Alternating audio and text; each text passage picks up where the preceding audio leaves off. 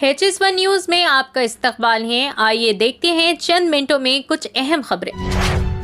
कांग्रेस के एमएलएज ने Congress legislative party leader CLP leader के इंतखाब की जिम्मेदारी पार्टी के आला क़यादत को सौंपने का फैसला किया है। तमाम अरकान ने इस सिलसिले में करारदाद मंजूर की। तमाम जीतने वाले एमएलएज ने गच्चीबावली के एक होटल में मुनक़िदा CLP मीटिंग में हिस्सा लिया। AICC के मुबस्सिरीन ने CLP लीडर के इंतखाब पर एमएलएज की राय हासिल की। मीटिंग के बाद AICC ऑब्जर्वर कर्नाटक के deputy chief minister DK Shiva Kumar ने मीडिया से बात की। DK शिवा कुमार ने कहा कि एक करारदाद इन लोगों का शुक्रिया अदा करने के लिए मंजूर की गई जिन्होंने इंतखाबात में कांग्रेस पार्टी को इख्तिदार दिलाया। इन्होंने कहा कि इन्होंने CLP लीडर के इंतखाब पर MLA की राय ली है।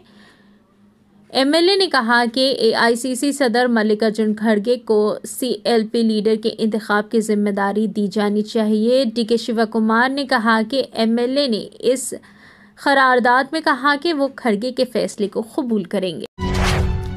साबिक चीफ मिनिस्टर चंद्रशेखर राव ने इतवार के दिन नताइज के रुझान देखने के बाद जब ये महसूस किया कि शिकस्त यकीनी है तो इन्होंने फौरी इस्तीफ़ा दे दिया। KCR ने CMO चीफ सेक्रेटरी से मकतूब इस्तीफ़ा गवर्नर को पेश करने की ख्वाहिश की और इसके बाद दोपहर 3:30 बजे वो आम शहरी की तरह प्रगति भवन से बाहर निकल आए। इस वक्त वहां मौजूद चीफ सेक्रेटरी ऑफिसर ने KCR के करीब आने की कोशिश की, ताहम KCR ने इन्हें रोक दिया और कहा कि वो अपने हल्के को जा रहे हैं। साथ ही चीफ मिनिस्टर ने ये भी कहा कि इन्हें काफिले की ज़रूरत नहीं है और ट्रैफिक क्लियर करने के मसले में भी किसी भी तरह की इत्तला ना देने की इन्होंने हिदायत दी। इसके बाद KCR ने रुकन राज्यसभा संतोष कुमार से कहा, गाड़ी निकालो और किसी भी तरह की सिक्योरिटी के बगैर वो रुकन पार्लियामेंट की गाड़ी में सवार होकर प्रगति भवन से एरावैली के लिए रवाना हुए। गाड़ी के सामने की सीट पर रुकन पार्लियामेंट संतोष कुमार और पीछे की सीट पर चंद्रशेखर राव ही थे। चीफ मिनिस्टर ने गनमैनों को भी साथ नहीं लिया। तेलंगाना असेंबली इंतखाबात के नताइज के ऐलान के बाद मरकजी वजीर और BJP के रियासती सदर G किशन रेड्डी ने दावा किया कि 2024 में भारतीय जनता पार्टी रियासत की तमाम लोकसभा सीटों पर कामयाबी हासिल करेगी। इन्होंने पीर को नई दिल्ली में कहा कि इस असेंबली इंतखाबात में BJP ने पहले से बेहतर कारकर्दगी का मुजाहरा किया और 8 सीटें जीती। साल 2018 में BJP ने सिर्फ 1 सीट जीती थी। इन्होंने कहा कि BJP का वोट फीसद 6.9% से बढ़कर 14% हो गया है। इन्होंने कहा कि इस इलेक्शन में शिकस्त के वजूहात का जायजा लिया जाएगा और तेलंगाना के साथ साथ कौमी क़यादत और रियासती क़यादत से बातचीत की जाएगी ताकि कोताहियों को दूर किया जाए और हम लोकसभा इलेक्शन लड़ें और तमाम लोकसभा सीटों पर कामयाबी हासिल करें। इन्होंने कहा कि कट्टीपल्ली वेंकटरमन रेड्डी ने अच्छी कारकर्दगी का मुजाहरा किया है। इन्होंने KCR और कांग्रेस के रियासती सदर रेवंत रेड्डी को शिकस्त देकर BJP का झंडा लहराया। काबिल जिक्र है कि तेलंगाना की 119 असेंबली सीटों में से कांग्रेस 64 सीटें जीतकर भारत राष्ट्र समिति को इख्तिदार से बेदखल कर दिया है। BRS को 39 सीटों से मुतमईन होना पड़ा। BJP ने इस इलेक्शन में 8 सीटें। तेलंगाना के स्पेशल इंटेलिजेंस ब्यूरो के ऑफिसरान special duty OSD Prabhakar Rao ने इस्तीफ़ा दे दिया है। इनका इस्तीफ़ा एक ऐसे वक्त सामने आया है जब गुज़िश्ता रोज़ तेलंगाना असेंबली के वोटों की गिनती में BRS को शिकस्त हुई और कांग्रेस को इख्तिदार हासिल हुआ। इंटेलिजेंस IG के तौर पर सबकदोशी के बाद गुज़िश्ता हुकूमत ने इन्हें ये ओहदा दिया था जिस पर वो तकरीबन 3 बरस फाइज थे। ताहम इन्होंने आज अचानक इस्तीफ़ा दे दिया।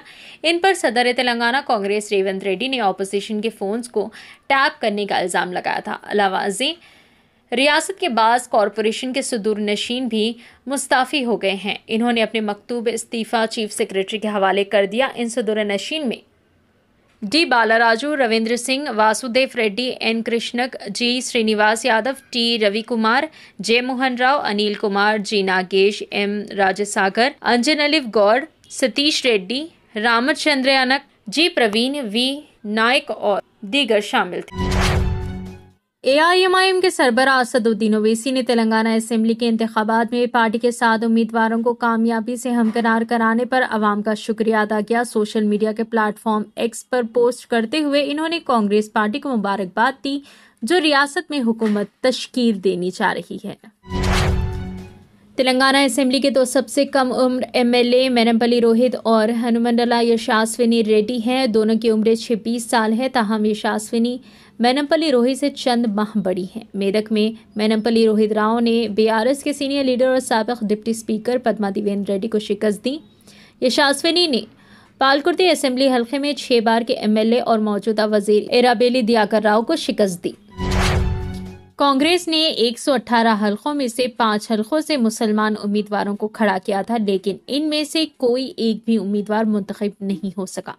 पार्टी ने पुराने शहर के 2 असेंबली हलकों चार मीनार और कारवान से 2 मुस्लिम उम्मीदवार मैदान में उतारे थे। नामपल्ली और जुबली हिल्स के अलावा निजामाबाद अर्बन से भी मुस्लिम उम्मीदवार खड़े किए गए थे, लेकिन इन 5 में से किसी को भी कामयाबी हासिल नहीं हुई।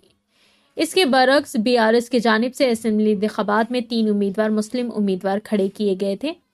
बोधन असेंबली हल्के से शकील आमिर, बहादुरपुरा से इनायत अली बाखरी और चार मीनार से सलाउद्दीन लोधी को टिकट दिया गया था, लेकिन बीआरएस के इन तीनों मुस्लिम उम्मीदवारों को भी शिकस्त हो गई। वहीं दूसरी जानिब तेलंगाना असेंबली इंतखाबात में कुल हिंद मजलिस इत्तेहादुल मुस्लिमीन के 7 अरकान असेंबली के अलावा एक भी मुसलमान किसी भी सियासी जमात से मुंतखब नहीं हो सका।